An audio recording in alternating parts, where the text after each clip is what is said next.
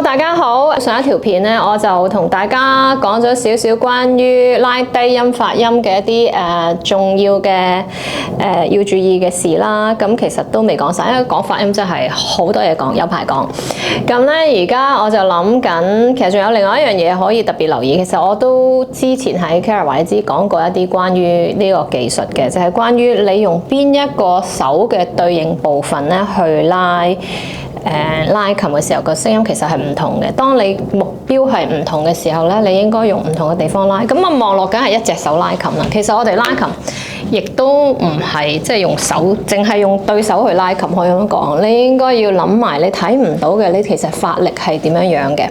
咁你可以諗到啦。如果我用呢一節去拉同呢一節去拉咧，同一個聲音，即係同一個動作、同一條線、同一粒音長度一樣，可能出到嚟嗰種感覺咧，個份量咧就有少少唔同嘅。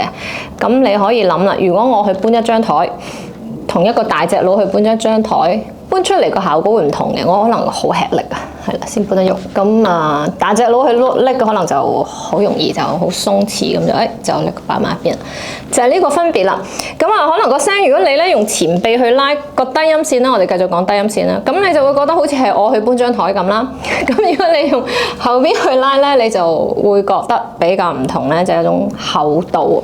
咁所以咧，我先試一試啦。咁呢一樣嘢我都係靈感係來自於學生嘅，咁即係見開就再同大家分享啦。咁如果我用前臂去拉一條低音線嘅話，咁唔夠力嘅時候會做啲咩咧？咁用前臂撳落去啦，用力啦。嗱，真係好難，你要自己感受下我係點樣用力啦。